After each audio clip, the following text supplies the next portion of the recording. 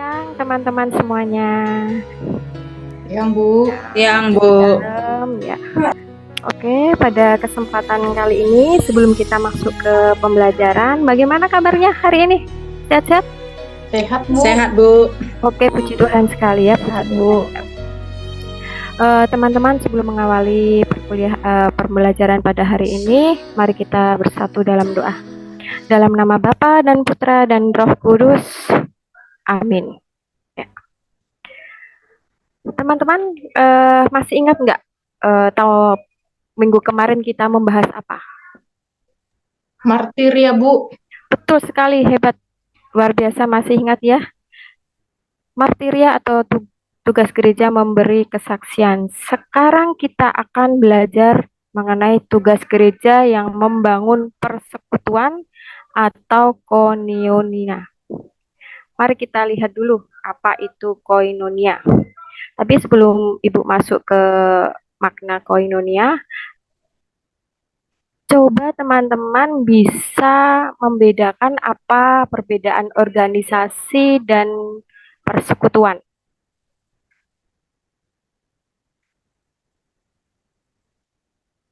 Ada yang bisa?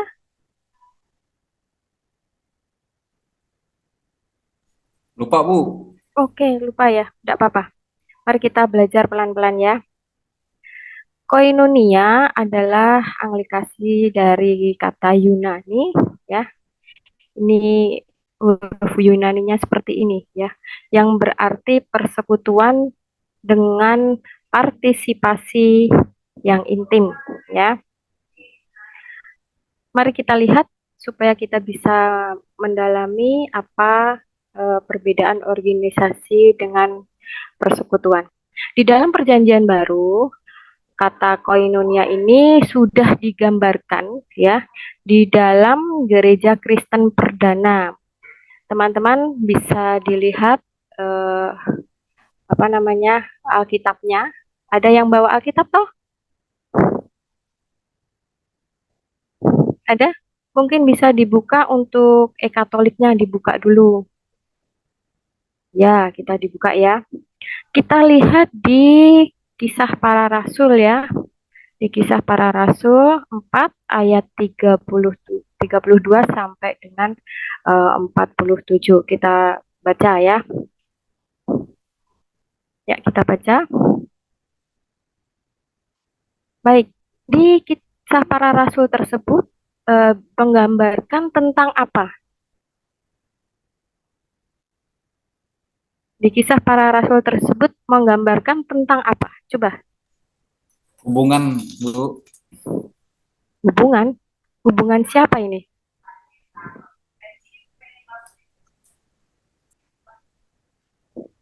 Gereja perdana Bu. Betul sekali, gereja perdana. Nah, itu salah satu awal mula yang disebut persekutuan. Ya, mari kita tengok.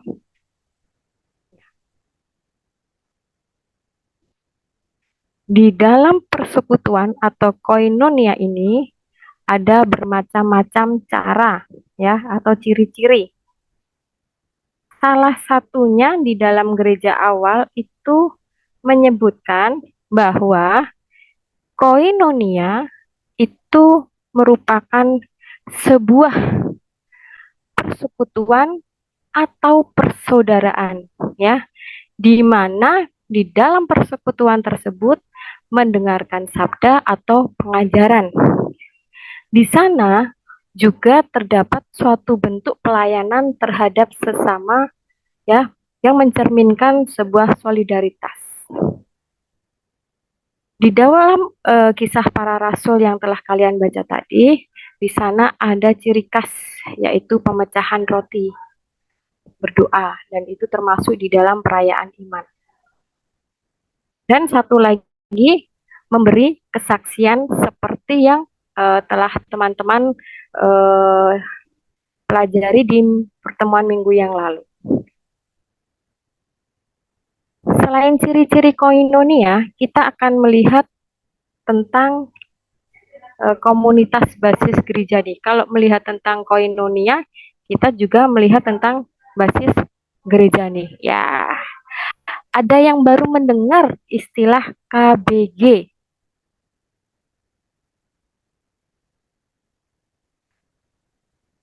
Atau baru mendengar ini? Atau ada yang sudah mendengar? Siapa? Saya baru, Bu. Baru saja, oke. Saya baru, Bu. Oke, yuk kita tengok ya. Apa itu KBG? KBG adalah komunitas basis gerejani, ya. Ini suatu komunitas yang terdiri dari kelompok kecil ya, pada umumnya berjumlah 15 sampai 20 orang ya. Dan ada 20 orang atau 20 kakak gitu di suatu wilayah dalam satu paroki. Itu namanya KBG. Apa itu ciri-ciri KBG? Ciri-ciri KBG adalah bersikap sebagai pelayan, ya. Di sana kita tetap berfokus kepada Yesus Kristus, ya. Kita setia kepada Yesus Kristus, dan di dalam KBG ini lebih mengarah kepada memberi perhatian kepada orang-orang yang miskin dan tersingkir, tentu dengan sikap kita yang rendah hati. Lah, di sini apa sih sebenarnya fungsi KBG? KBG bisa teman-teman lihat di sini merupakan sebuah basis ya, suatu basis dari gereja setempat menjadi sebuah pengembangan dari komunitas basis iman atau KBI. Dan KBG ini merupakan suatu basis kerasulan juga. Bisa dipakai untuk sebuah usaha pemberdayaan umat aman, periksa pastoral transformatif, dan budaya tandingan. Sekarang kita bisa melihat apa sih contoh-contoh kegiatan KBG. Di lingkungan kita bisa melihat bahwa bentuk KBG itu bisa dilihat dari semacam kegiatan yang ada di OMK. Coba di sini remaja-remaja ibu yang luar biasa ini ada yang sudah ikut andil tidak dari sekian contoh ini? Siapa, hayo? Saya, Bu, OMK. Oke, OMK. Ada lagi? Saya, Bu. Ya, apa? Anggota KOR lingkungan, Bu. Wah, hebat ya. Pasti menyanyinya merdu sekali. Ada lagi? Tukang parkir, Bu. Oke, tukang parkir ya. Ini tugas yang sangat digandrungi ya oleh kaum remaja. Mungkin di dalam tugas parkir ini bisa menciptakan komunitas tersendiri. Baik, dari contoh-contoh kegiatan ini kita akan bisa melihat bagaimana ternyata persekutuan ini bisa kita ciptakan ya. Jadi selama ini kita melihat bahwa kegiatan untuk membangun persekutuan itu adalah sesuatu yang sulit, apalagi di tengah perubahan zaman yang notabene semua serba digital dan semua bisa dilakukan tanpa adanya perjumpaan. Ini adalah suatu tantangan tersendiri oleh gereja. Baik, kalau sudah kita pahami demikian, coba adakah yang bisa membedakan antara organisasi dengan persekutuan? Organisasi itu di kelompok masyarakat, Bu. Kalau persekutuan itu dalam gereja, Bu. Bagus jawabannya. Ada yang mau mengemukakan lagi?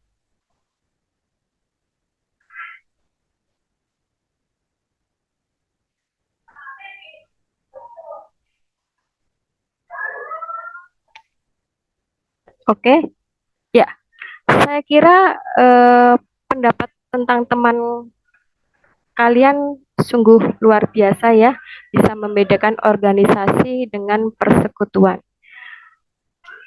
Teman-teman yang terkasih, untuk memperdalam kegiatan KBG atau kita bisa mendalami tugas gereja koinonia, mari teman-teman bisa terlibat aktif di dalam kegiatan kerohanian, ya. Itu adalah salah satu cara untuk menciptakan sebuah persekutuan. Mungkin teman-teman akan ada suatu rencana untuk menciptakan atau membuat rencana untuk membuat kegiatan kerohanian? Ya, oke. Kalau begitu, coba nanti kita akan masing-masing eh, berlatih peran ya sebagai model ya untuk eh, terlibat aktif. Bagaimana sih cara menciptakan apa namanya persekutuan dengan cara terlibat aktif dengan kegiatan kerohanian? Bisa bisa kita apa namanya rencanakan mulai dari sekarang, kita diskusikan, kita atur untuk rencananya. Akan Ibu berikan waktu. Sudah semua kan?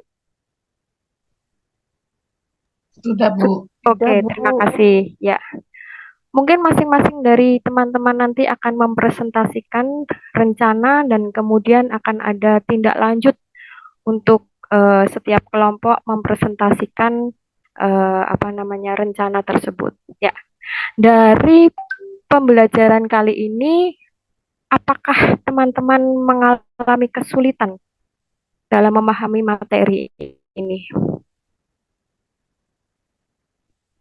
Tidak ada Bu untuk sementara. Oke, untuk sementara tidak ada. Apakah poin penting yang teman-teman dapat dari materi ini? Apakah ada yang perlu dibenahi dalam cara hidup teman-teman?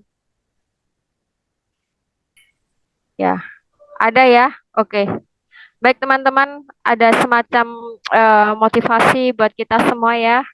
Kita sudah dibaptis dan konsekuensinya adalah kita juga harus bisa mengimplementasikan ikut serta dalam tugas-tugas gereja ya. Jadi ada kata-kata motivasi yaitu jadilah garam dan terang dunia dimanapun kita berada. Baik, kita akhiri pembelajaran pada siang hari ini dengan berdoa. Dalam nama Bapa dan Putra dan Roh Kudus. Amin. Ya. Oke, Silakan, baik. Terima kasih Bu Putri yang sudah menyampaikan, memberikan pembelajaran untuk kita semua untuk praktek mengajar di sore hari ini. Saya mengamati untuk Bu Putri sudah bagus dalam hal pendahuluan maupun inti ya, pendahuluan tadi sudah menyiapkan peserta didik dengan menyapa, lalu kemudian juga memberikan pertanyaan pemantik, lalu juga ketika memberikan apersepsi juga sudah memberikan itu dengan memberikan materi sebelumnya. Lalu ketika masuk ke kegiatan inti, itu juga sudah mengkaitkannya di dalam kehidupan nyata seperti apa, lalu pembahasan materinya itu juga lengkap, bahasanya juga jelas, ya, baik, menggunakan bahasa Indonesia yang baik dan juga benar. Lalu juga pilihan katanya juga mudah untuk dipahami. Kemudian terkait dengan penerapan strategi di dalam pembelajaran ini juga mengajak para siswa itu sudah berpartisipasi aktif di dalam mereka berpendapat, di dalam mereka untuk berdinamika bersama. Lalu pembelajarannya juga saya lihat sudah kontekstual. Di samping itu juga kolaborasi juga tadi sudah dilakukan juga. Lalu pemanfaatan media tadi juga sudah ketika sebelum terputus itu menyampaikan silakan buka e-Katolik, berarti kan itu menggunakan pemanfaatan sumber informasi dari media elektronik dari yang lain. Kemudian juga pemanfaatan media yang lain itu juga sudah dipakai. Lalu di penutup juga sudah memberikan kesimpulan, sudah memberikan evaluasi. Tadi saya juga menangkap ketika menanyakan kepada siswa apa kesulitannya, lalu poin pentingnya apa, itu kan berarti sudah memberikan evaluasi. Begitu saya kira. Lalu mungkin yang kurang ya mungkin di bagian awal, mungkin strategi di awal itu, jadi anak itu kan kadang-kala kepo. hari ini aku mau ngapain aja, itu seringkali kan begitu. Nah itu mungkin di awal perlu dikasih apa namanya bocoran dikit. Hari ini kita anak-anak kita mau melakukan ini, kita mau pembelajaran ini, mau kelompok ini, mau ini ya itu tadi belum saya belum mendengar atau mungkin pas saya lagi ngeblank mungkin ya itu. Lalu di awal juga penyampaian manfaat dari pembelajaran itu apa? Kalau di akhir tadi dibahas, memang di akhir dikasih kesimpulan bahwa manfaatnya itu, tapi di awal itu kurang begitu secara manfaatnya apa. Itu dari saya. Terima kasih. Terima kasih Bu Sri. Oke.